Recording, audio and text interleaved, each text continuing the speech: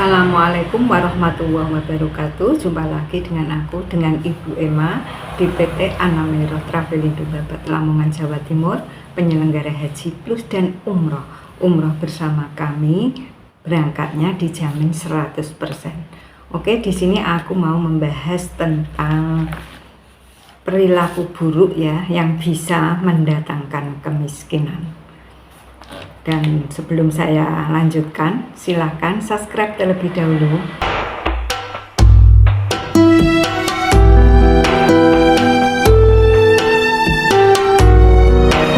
Alhamdulillahilladzi hadana lihada wa ma kunna linahtadi laula an hadanallah.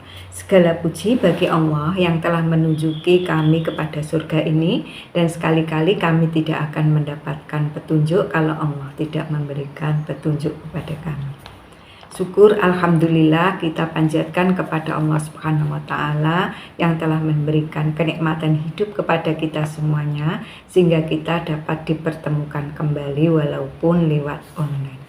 Dan tak lupa sholawat serta salam kita panjatkan kepada Nabi kita, Nabi Muhammad SAW. Semoga kita kelak dapat syafaat darinya. Allahumma sholli ala sayyidina Muhammad wa ala ali sayyidina Muhammad. Assalamualaikum ya Rasulullah.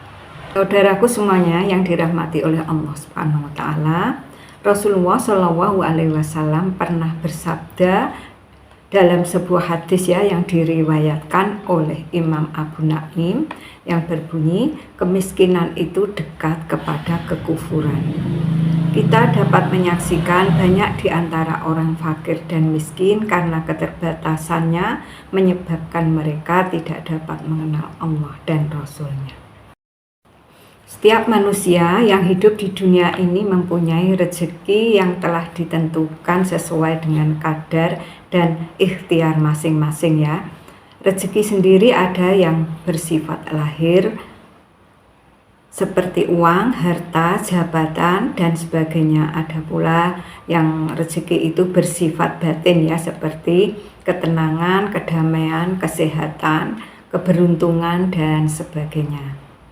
Ketika mengalami tersendatnya rezeki lahir atau batin ya, bisa jadi ada perilaku atau kebiasaan buruk yang menghalangi datangnya rezeki. Menurut Syekh Az-Zarnuji dalam kitab Ta'lim Al-Muta'alim halaman 43 sampai 44, setidaknya ini ada 35 perilaku buruk ya yang bisa menjadi penghalang rezeki. Nah, diantaranya yaitu suka berbohongnya. Contohnya sudah ditanya oleh temannya sudah berangkat atau belum, ini masih OTW padahal belumnya. Itu jangan ya, jangan suka bohong. Padahal masih di rumah bilangnya OTW, itu juga bohong. Bisa menyendatkan rezeki ya. Atau gini, menegur anaknya biasanya atau teman yang lainnya, sudah sholat atau belum? Sudah padahal belum. Yang ini ya, berbohong dalam sholat malah double ya, itu dosanya. Dosa yang pertama dosa meninggalkan sholat. Dosa meninggalkan sholat ini dosa besar ya. Ada pula yang dan mendatangkan kemiskinan juga. Jangan suka berbohong ya, itu juga sifat orang munafik, tidak dapat dipercaya. Oke, kalau belum sholat ya bilang belum sholat. Kalau sudah OTW ya sudah OTW, jangan suka berbohong. Yang kedua yaitu terlalu banyak tidur, terutama setelah subuh ya. Kebanyakan tidur, apalagi pagi-pagi ya, tidur, dan itu dilarang. Di dalam kitab Ta'lim Al-Muta'alim halaman 43 sampai 44 itu dilarang tidur setelah subuh atau terlalu banyak tidur. Kalau kita terlalu banyak tidur itu kapan ya kerjanya? Dalam logika kan gitu. Oke, dan di sini di kitab ini dilarang ya untuk kita tidur setelah subuh atau kebanyakan tidur. Dan yang ketiga yaitu tidur tidak pakai baju atau telanjang ya. Ini tidak diperbolehkan karena bisa mendatangkan kefakiran. Dan yang keempat, buang air kecil dengan tidak memakai baju atau telanjang. Jadi kalau kita mau mandi ya silahkan kencing terlebih dahulu. Jangan waktu kita telanjang baru kencing. Nah itu biasanya kita kalau masuk kamar mandi kan terburu-buru. Nah itu biasanya kalau kencing itu biasanya suka kececeran. Oke, jadi dianjurkan untuk kencing terlebih dahulu dan masih dalam keadaan memakai baju. Karena kalau kita telanjang itu bisa mendatangkan kefakiran juga. Oke, dan yang kelima yaitu makan dalam keadaan junub. Jadi kalau kita makan dalam keadaan junub ya, sebaiknya itu kita mandi terlebih dahulu, wudu. Kalau sudah bersih baru kita makan. Jangan kita dalam keadaan junub sudah makan. Kan juga nggak enak juga ya, risih ya. Oke, dan yang keenam, makan sambil berdiri. Nah itu juga ya tidak diperbolehkan, selalu akan mendatangkan kemiskinan juga nanti, yang ada nanti ketelan ya. Kalau orang Jawa itu katanya itu keselak. Sebaiknya duduk ya kalau makan, dan jangan pula berdiri. Karena bila seseorang makan dengan berdiri, maka akan terjadi reflux asam lambung, akan naik ya ke esofagus dan membuat sel-sel kerongkongan teriritasi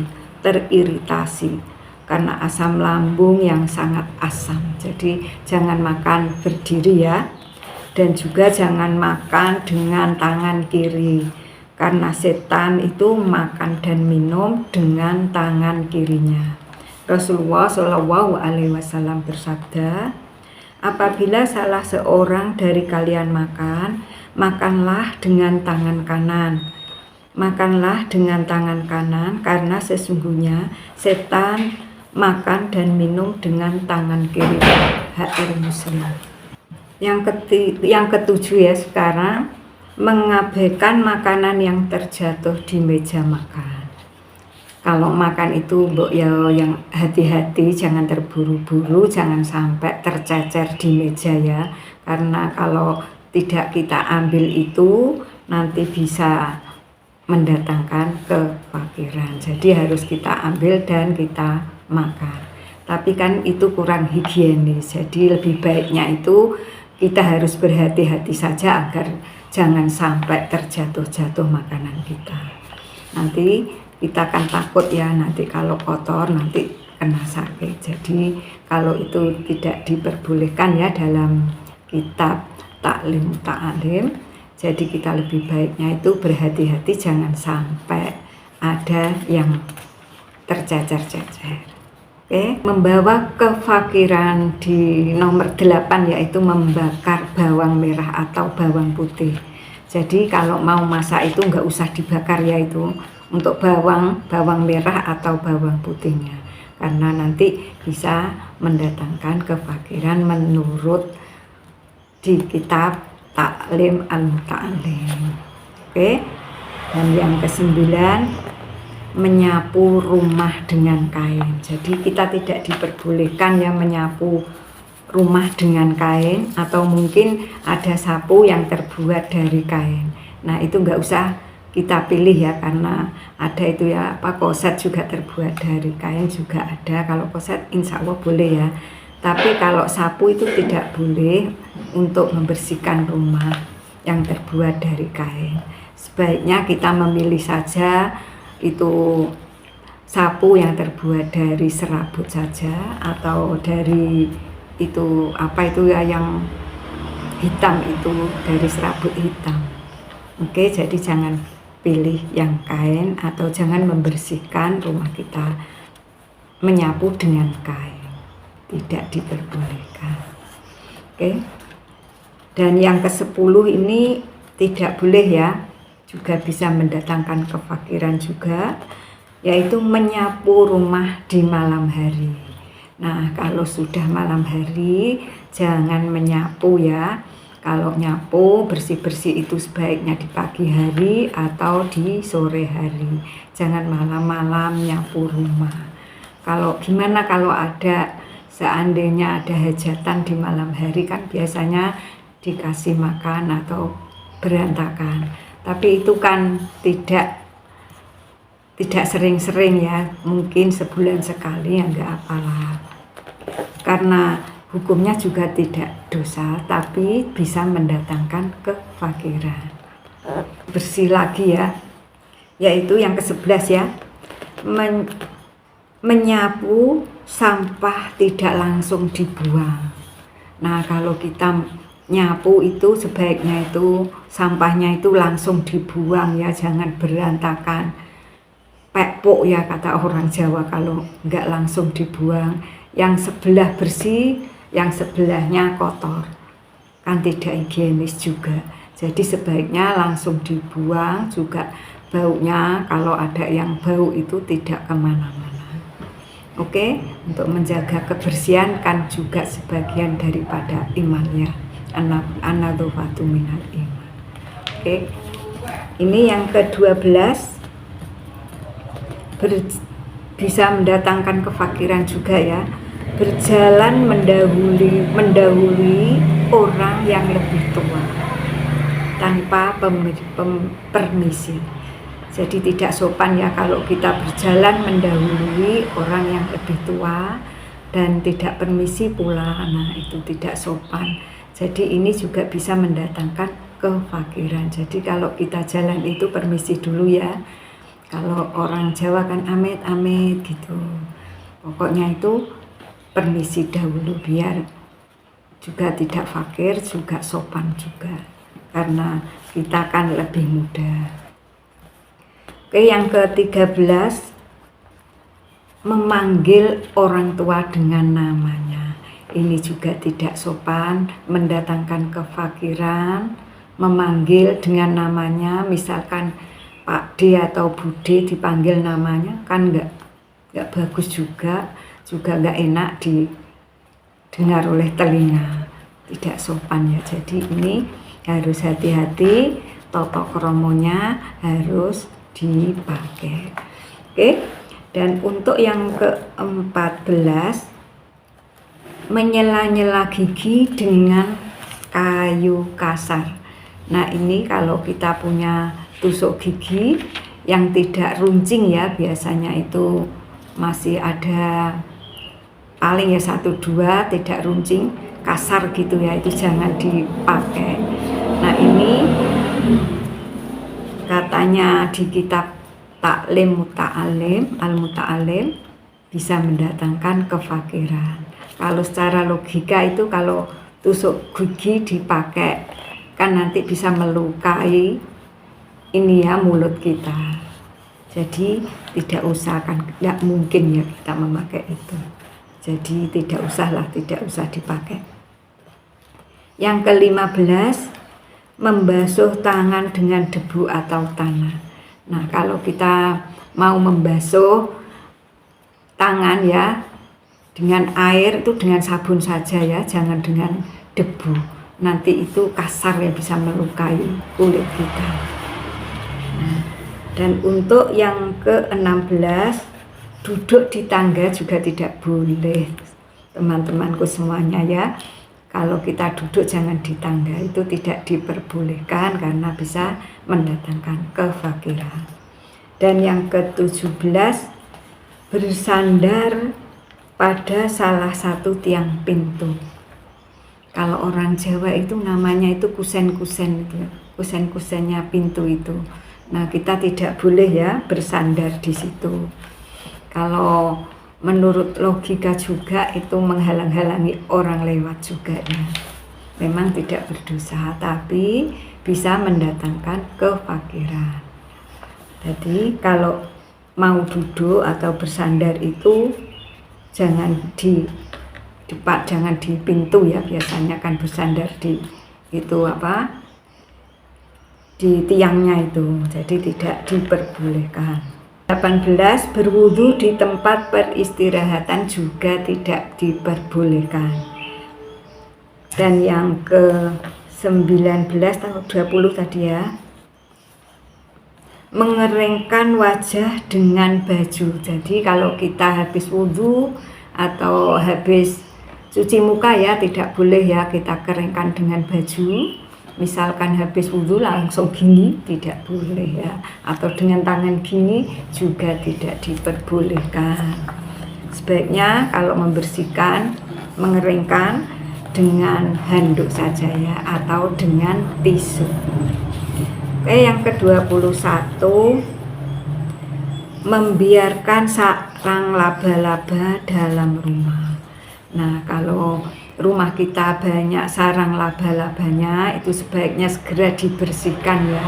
Juga tidak enak dipandang oleh mata kalau banyak sarang laba-labanya. Itu juga bisa mendatangkan kefakiran. Dan yang ke-22, melalaikan sholat. Nah, kalau ini lalai dalam sholat itu kan dosa besar ya, jadi tidak boleh, dan efeknya juga membuat kita miskin. Jadi hati-hati ya, jangan sampai sholat kita itu lalai. Yang ke-23, tergesa-gesa keluar masjid setelah sholat subuh.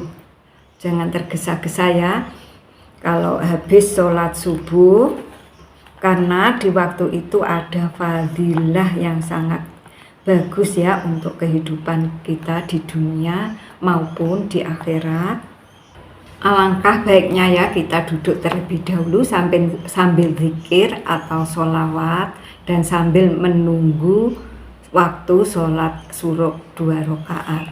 Dan ini pahalanya besar sekali loh untuk sholat suruk. Jadi sebaiknya untuk kita ya, kalau di masjid ya, sambil menunggu waktu suruk, sambil berzikir atau bersolawat, jangan tergesa-gesa pulang, karena ini pahalanya sangat besar sekali, yaitu seperti haji dan umroh.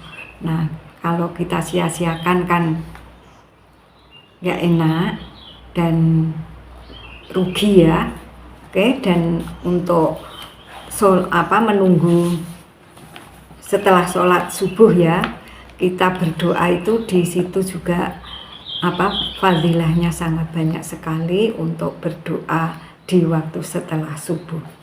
Dan jangan pulang terlebih dahulu ya, karena waktu itu adalah waktu yang sangat mustajab. Dan yang ke-24, terlalu pagi berangkat ke pasar dan tidak buru-buru pulang. Jadi kalau kita ke pasar itu jangan terlalu pagi ya. Itu juga bisa mendatangkan kefakiran ibu-ibu ya biasanya. Nah, kita bersih-bersih rumah terlebih dahulu sambil menunggu agak siang sedikit, baru kita belanja ke pasar. Dan kalau ke pasar itu juga jangan lama-lama, harus segera pulang, karena itu mendatangkan kefakiran. Awas ibu-ibu.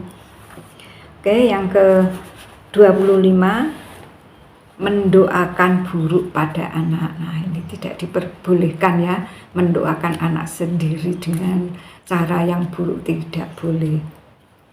Selain berdampak kemiskinan ya, mendoakan anak buruk tidak diperbolehkan ya, karena doa orang tua itu sangat mustajab, baik itu doa kebaikan maupun doa keburukan, jadi tidak diperbolehkan. Sallallahu alaihi wasallam bersabda, janganlah mendoakan keburukan atas diri kalian, janganlah mendoakan keburukan atas anak-anak kalian, janganlah mendoakan keburukan atas pembantu-pembantu kalian, janganlah mendoakan keburukan atas harta kalian. Ketika bertepatan dengan waktu Allah menurunkan pemberian kepada kalian, sehingga doa kalian dikabulkan. HR Abu Dawud. Nah, kalau berdoa yang baik ya. Dan yang ke-26, membiarkan wadah makan tidak ditutup. Nah, kalau ada makanan itu segera ditutupi ya, jangan sampai tidak ditutupi, karena itu juga bisa mendatangkan kefakiran dan juga nanti bisa kena debu juga, nanti ada lalat juga bisa masuk, ada kotoran cicak bisa masuk, nanti ada nyamuk dan lain-lainnya bisa masuk. Jadi sebaiknya ditutup saja ya, juga nanti bisa higienis juga, tidak menyebabkan kita sakit. Yang ke-27, mematikan lilin atau lampu dengan tiupan nafas. Nah, kalau kita meniup lilin, tidak boleh ya dengan nafas kita, tidak boleh. Sebaiknya kita kipas-kipas saja. Nah, gimana itu kalau ulang tahun? Pasti ditiup lilinnya itu tidak boleh ya. Itu karena ajaran non-muslim, jadi tidak boleh ditiru. Oke, dan itu juga bisa mendatangkan kefakiran. Yang nomor 28 yaitu menulis dengan alat tulis yang rusak. Misalnya kita menulis ini ya, biasanya dengan itu pensil itu ya. Kalau kita sampai rusak terus itu tidak diperbolehkan. Sebaiknya beli saja yang baru, kalau sudah rusak dibuang aja. Oke, yang untuk selanjutnya yaitu 29, menyisir rambut dengan sisir yang rusak juga bisa mendatangkan kefakiran. Menyisir rambut dengan sisir yang rusak, misalkan sisirnya itu biasanya giginya itu lubang-lubang ya. Nah, itu tidak diperbolehkan, dibuang saja, beli saja yang baru. Oke. Yang ke-30, tidak mendoakan kebaikan kepada kedua orang tua. Jadi kalau mendoakan orang tua itu yang baik-baik saja ya, tidak diperbolehkan. Dan dosa ini, kalau ini dosa mendoakan orang tua yang buruk, dengan yang buruk itu gak boleh. Sebaiknya kalau mendoakan itu yang baik-baik saja. Oke. Yang ke-31, mengenakan serban sambil duduk. Jadi kalau bapak-bapak itu ya mengenakan serban jangan sambil duduk. Nomor 32, mengenakan celana sambil berdiri. Nah, ini kalau mengenakan celana sambil berdiri itu juga bisa mendatangkan kefakiran. Ini tidak berdosa tapi bisa mendatangkan kefakiran. Nah, untuk memakai celana itu sebaiknya kita duduk ya, jangan berdiri. Kalau berdiri juga sulit juga ya, nanti bisa terjatuh-jatuh. Oke, nomor 33, bersikap kikir atau pelit. Nah, ini orang pelit ini dosa ini. Kalau pelit itu efeknya kita bisa fakir ya, karena tidak gemar sedekah. Kalau banyak sedekah tentu rezeki kita semakin banyak, kan gitu. Jangan sampai pelit-pelit ya, kalau nggak mau miskin. Yang ke-34,